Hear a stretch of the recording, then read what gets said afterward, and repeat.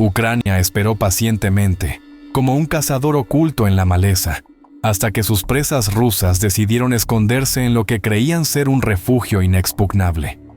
Y justo cuando el silencio parecía darles seguridad, la noche se transformó en un infierno. Lo que comenzó como un fuego insignificante, casi invisible, terminó convirtiéndose en una de las emboscadas más devastadoras de toda la guerra. En los conflictos modernos, no siempre son los tanques o los misiles los que deciden una batalla. A veces, lo que realmente cambia el rumbo es la sorpresa, el momento en que el enemigo nunca imagina que será atacado. Y eso fue exactamente lo que ocurrió en los alrededores del pequeño poblado de Voskresenka, en la región de Zaporilla. El 30 de agosto, en un acto calculado hasta el último detalle, Ucrania desató una operación de sabotaje tan simple en apariencia que parece increíble que haya acabado con la élite militar rusa. Nadie lo supo en el momento. De hecho, Kiev decidió guardar el secreto durante casi 3 semanas, esperando confirmar cada detalle antes de hacer pública la noticia. No era solo un ataque más, era una pieza maestra. Un portavoz del proyecto Quiero Vivir, organización creada para facilitar rendiciones de soldados rusos, lo resumió con palabras que helaron la sangre. Los oficiales pensaban que estaban a salvo. Creyeron que el peligro estaba en las trincheras. Se equivocaron. Sus superiores han muerto. Ellos podrían ser los siguientes. Lo inquietante es que esta vez, la noticia no vino únicamente de los canales oficiales de inteligencia. Fue esta plataforma, normalmente reservada para dar opciones de escape a los soldados rusos cansados de combatir, la que reveló cómo 18 oficiales fueron aniquilados en cuestión de minutos. El método fue tan rudimentario como brutal. Unas llamas encendidas en la hierba seca, humo envolviendo las instalaciones subterráneas, monóxido de carbono asfixiando a quienes buscaban escapar. Allí estaban reunidos altos mandos de la 35ª Armada Combinada de Rusia, encerrados en su propio cuartel. El fuego los acorraló y ninguno tuvo salida. Un militar ucraniano que pidió anonimato describió lo ocurrido. Fue como verlos caer en una trampa tendida por la naturaleza misma. Ellos podían elegir entre abrazarse en las llamas o ahogarse en la oscuridad. Optaron por luchar por aire, pero no hubo salvación. Los rumores comenzaron a circular días después. Funerales secretos en Rusia. Esquelas publicadas en redes sociales independientes. El misterio crecía hasta que finalmente, el 18 de septiembre, la confirmación oficial estalló. 18 oficiales rusos habían muerto en aquel incendio. Lo más sorprendente fue descubrir los nombres detrás de esas muertes. Entre ellos figuraba el coronel Ilya Makotin, un hombre de 45 años, segundo jefe del Departamento de Misiles y Artillería, con décadas de experiencia acumulada. Sus conocimientos eran vitales para coordinar ataques contra ciudades ucranianas. Ahora, su carrera terminaba sofocada por el humo. También estaba el teniente coronel Ruslan Shigabutinov, pieza clave en la planificación operativa de la misma armada. Sin él, las tropas quedaban como barcos a la deriva, incapaces de coordinar ofensivas. Su funeral fue revelado por el canal independiente Necromancer, días antes de que Kiev confirmara el ataque, lo que validó los informes que Moscú nunca se atrevería a reconocer. El listado de víctimas dejaba en evidencia lo que había perdido Rusia. Expertos en modelado matemático de operaciones, especialistas en guerra electrónica, responsables de defensa aérea, encargados de planes de fuego y de destrucción nuclear.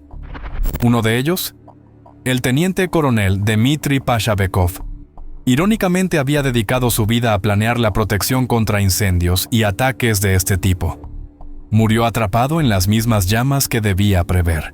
En cuestión de horas, Ucrania había borrado del mapa a quienes diseñaban la estrategia rusa en Zaporilla. No soldados rasos, no simples reclutas, sino la cabeza pensante de toda una operación.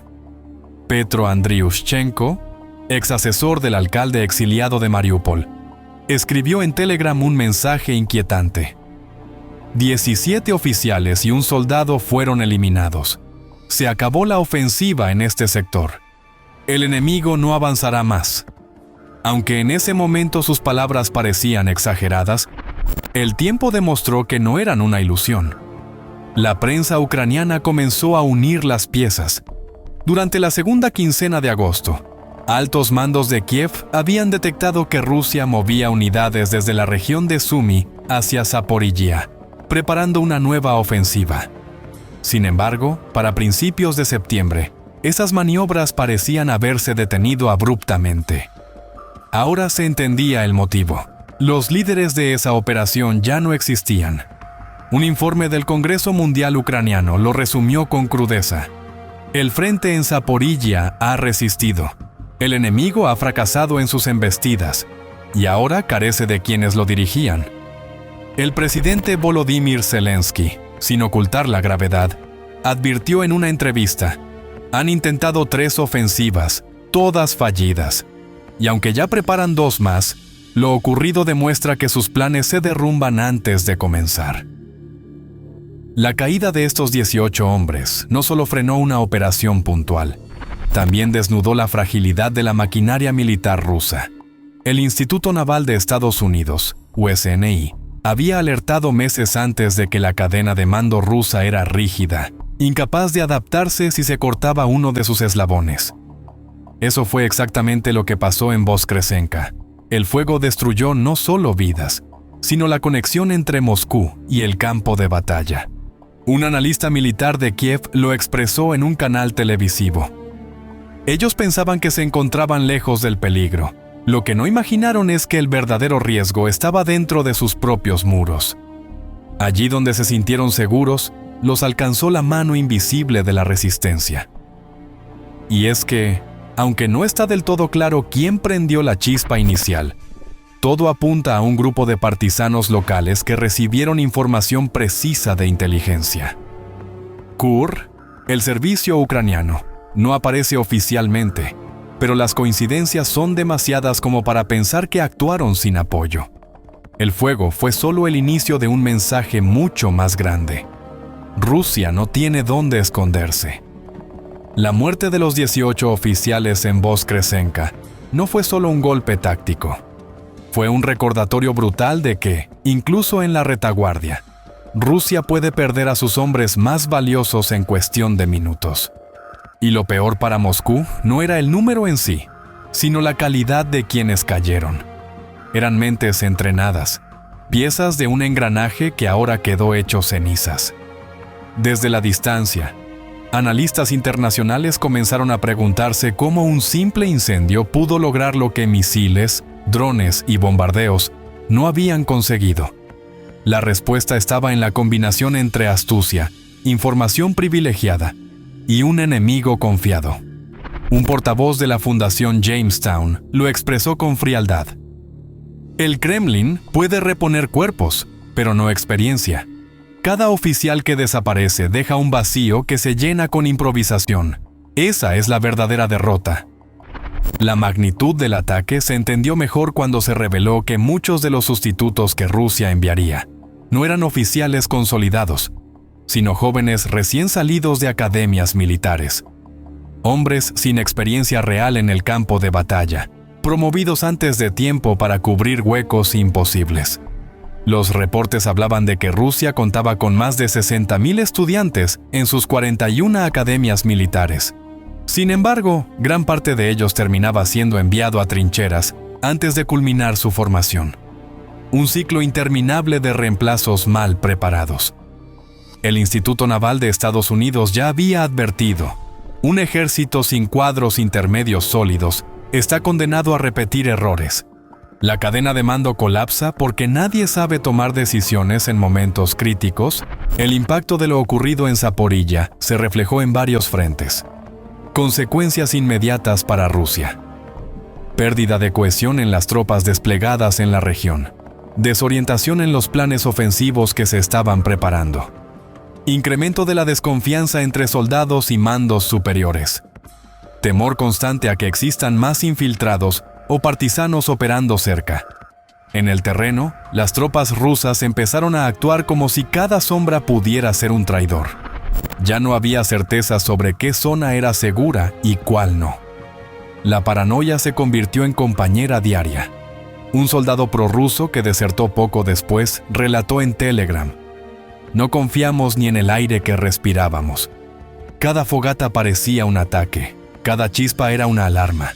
Vivíamos pensando que el humo volvería a tragarnos". El eco de la operación trascendió fronteras.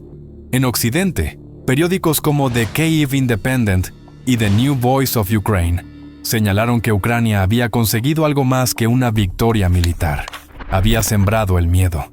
Pero el mayor giro vino de los propios funerales. Cada vez que una esquela aparecía en redes o un servicio religioso era compartido en canales locales, quedaba claro que la versión ucraniana no era propaganda. Uno a uno, los nombres de los caídos se confirmaban. El presidente Zelensky aprovechó la ocasión para enviar un mensaje contundente.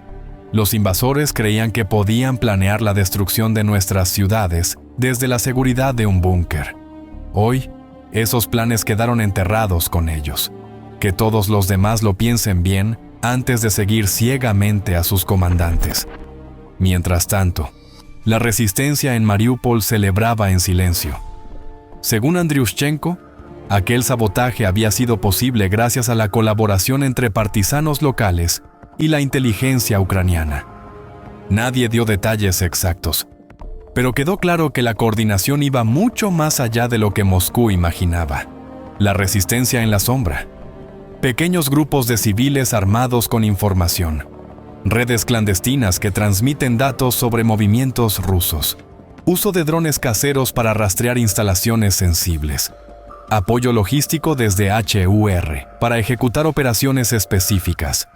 La fuerza de esta red radica en su invisibilidad. Para Rusia, combatir a un ejército regular es predecible, pero enfrentar a una población que nunca sabes cuándo atacará es una pesadilla que carcome la moral. Un analista del Atlantic Council lo advirtió. La línea de fuego no es el único campo de batalla. El verdadero desgaste se produce en la retaguardia, donde los soldados creen estar a salvo. Ucrania lo entendió y lo aplica con precisión quirúrgica. El 30 de agosto marcó un antes y un después en esa estrategia. Ya no se trataba solo de descarrilar trenes o dañar depósitos de combustible. Ahora se había demostrado que incluso los altos mandos podían ser cazados como animales acorralados. En Moscú, el silencio fue absoluto. Ningún comunicado oficial admitió la pérdida, pero las ausencias empezaron a notarse en las órdenes transmitidas al frente. Un militar ucraniano lo resumió con sarcasmo. Es difícil que una ofensiva tenga éxito cuando los que debían organizarla ya no existen. En paralelo, la propaganda rusa intentó minimizar el impacto, hablando de accidentes y culpando a condiciones climáticas.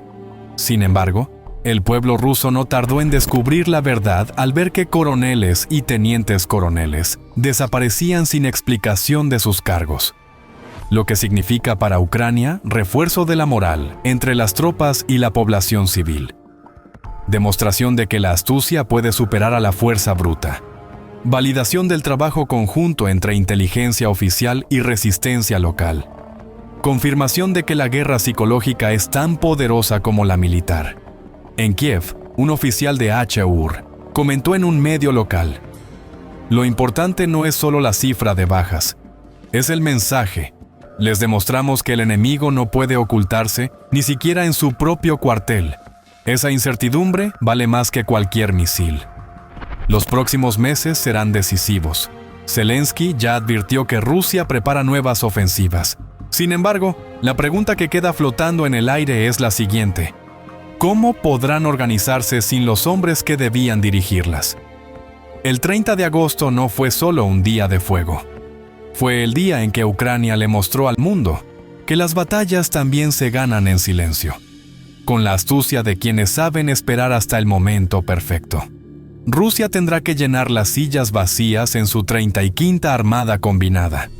Pero, como señaló un informe de la Fundación Jamestown, lo que viene no es liderazgo, sino improvisación. Y en la guerra, improvisar cuesta caro.